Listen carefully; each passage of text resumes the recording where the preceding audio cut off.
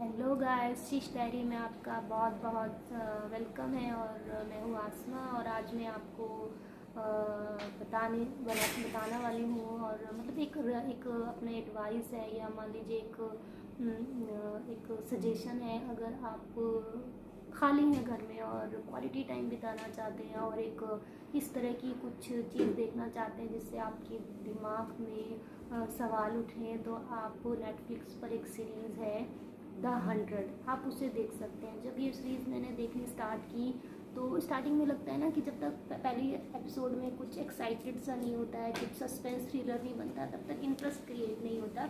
लेकिन जब आप द 100 का फर्स्ट एपिसोड ही अगर आप देखेंगे तो स्टार्टिंग ही यही है कि कुछ लोग स्पेस में रहते हैं, दुनिया से सारी की सारी जो ज़िंदगी है, जो जीवन है वो ख़त्म हो चुका है। और वो उनके जो रूल्स हैं वो कि अगर किसी ने एक बच्चे से ज़्यादा पैदा कर दिया तो उनको जो आपका अंतरिक्ष है उसमें फ्लो कर दिया जाता है, उसमें उड़ा दिया जाता है। या फिर किसी ने मेडिसिन चुरा ली तो डेथ पनिशमेंट मिल जाती है। या किसी ने कुछ ऐसी चीज़ चुरा ली जो हमारी रोज़मर्रा की ज़िंदगी में बहुत ही नॉर्मल है, तो उतनी इतनी बातों पर उनको डेथ पनिशमेंट मिल जाती है। क्योंकि उन्हें स्पेस में एक बैलेंस बनाना है, लोगों के बीच में ज़िंदगियों को बचाना भी है, लेकिन सबको ज़िंदा रखने के लिए इस तरह की जो कठोर पनिशमेंट है, आफ्टर दैट वो पनिशमेंट के तौर पर कुछ जो बच्चे होते हैं, टीनेजर, आपको पता ही है कि वो हर चीज़ में एडवांस होते हैं और उनको पनिशमेंट के तौर पर धरती पर भेजा जाता है। और किस तरीके से सिचुएशन बनती जाती है। तो जो इमेजिनेशन की जो अलग दुनिया है वो आप द 100 में देख सकते हो।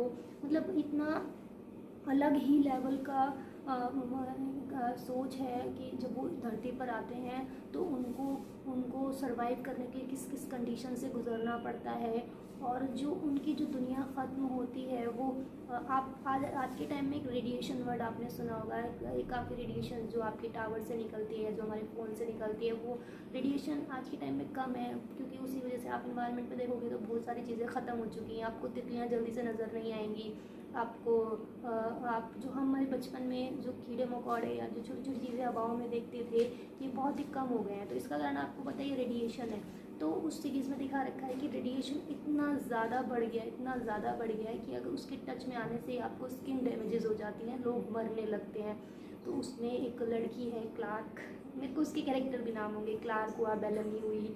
उसमें सबसे ज़्यादा जो बोल्ड कैरेक्टर है वो ऑक्टेविया का है। काफ़ी बोल्ड लड़की है, काफ़ी वाइल्ड है।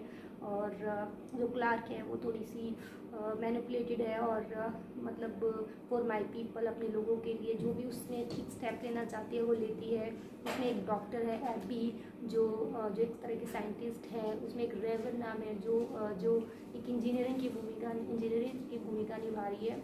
तो इस हमारी इंडियन मूवी में होता क्या है, लव स्टोरी पे बना ली या सोशल डैमेजेस पे बना ली, इस तरह से बनाते हैं। लेकिन जब कल्पना से ऊपर उठ के कुछ बनता है ना, तो वो हमको ज़रूर देखना चाहिए। क्योंकि इसी से हमारे दिमाग में एक वर्जिश सी होती है, एक एक्सरसाइज होती है कि यार ऐसा भी हो सकता है।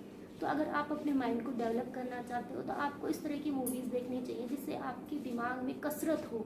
जो चीज़ हमें पता है उसी को ट्रांसफॉर्म होके हम देख लेते हैं और फिर हमारा इन्जॉयमेंट हो। नहीं, अगर आपको सच में क्वालिटी टाइम बिताना है, सच में आपको लगता है कि इमेजिनेशन का कोई अलग लेवल होना चाहिए, तो मेरे हिसाब से आपको द 100 ज़रूर देखनी चाहिए। इसमें एक स्टेप ऐसा आता है कि इंसान अमर हो जाता है। अब आप सोचोगे कि इसमें इंसान अमर कैसे होता है, पर इसमें इस तरीके से होता है कि वो एक इंसान की मेमोरी को एक चिप में डाल लेते हैं। अब जैसे ही वो शरीर बूढ़ा होने लगता है, वो मेमोरियों को कलेक्ट करते हैं चिप में, वो नए शरीर में डाल देते हैं। तो जो आप इसमें एक बंदे की तो जो प्रेजेंट बॉडी होल्डर होता है वो तो डेथ हो जाता है, लेकिन जिसकी चिप उसके माइंड में लगी होती है वो अमर हो जाता है। यानी कि वो अपनी मेमोरी को ट्रांसफ़र करते रहते हैं माइंड टू माइंड, जिस वजह से वो अमर हो जाते हैं। तो इस तरह का जो कॉन्सेप्ट है, तो वो मेरे लिए पहली बार था। और जब आपको बहुत ही अलग इमेजिनेशन में जाकर कुछ देखने को मिलता है तो आपका जो इंटरेस्ट है वो इतना बढ़ चढ़ कर आता है कि आप अगर स्टार्ट करोगे तो जब तक आप उस सीरीज़ को एंड तक ना देख लो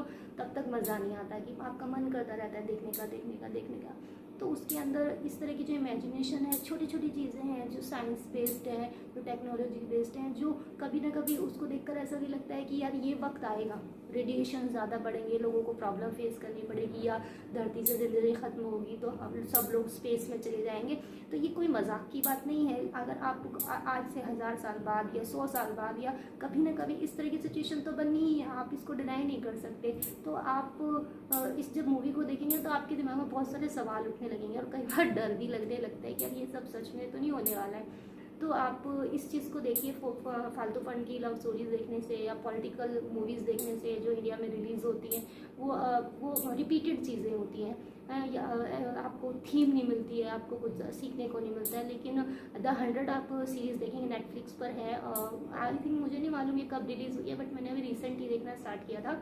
तो मुझे ये पर्सनली बहुत अच्छी लगी। बहुत ही इमेजिनेशन का अलग लेवल है, अलग अलग कैरेक्टर हैं, फ़नी कैरेक्टर भी हैं, रिलेशनशिप का बहुत अच्छा कॉम्बिनेशन है, किस तरीके से लोगों को बचाते हैं, मरते हैं, ऐसे ऐसे स्टेप भी लेने पड़ते हैं जहाँ पे उन्हें अपने ही रिलेशन में किसी को मारना पड़ता है। तो मेरी राय है कि अगर आपको आप अपने बच्चों के साथ भी देख सकते हैं, अपने बच्चों को सजेशन भी दे सकते हैं, क्योंकि देखो कभी बच्चा ये नहीं सोचता कि मछली उड़ सकती है या जो आपकी ट्रेन है वो हवा में जाएगी। क्यों? क्योंकि हम इमेजिनेशन को कहीं ना कहीं बाउंड कर देते हैं। जब इमेजिनेशन बाउंड हो जाती है तो क्रिएटिवनेस भी कम हो जाती है। तो इमेजिनेशन को बढ़ाने के लिए ऐसी चीज़ों का देखना बहुत ज़्यादा ज़रूरी होता है कि जो आपको एक नया स्टेप दे, इमेजिनेशन को अलग लेवल दे। तो आप द 100 ज़रूर दे सकते हैं, आप किसी को सजेस्ट कर सकते हैं। मेरी पर्सनल राय है कि आपको ये द 100 ज़रूर देखनी चाहिए। Okay, till then next topic के साथ फिर मिलूंगी। Bye bye.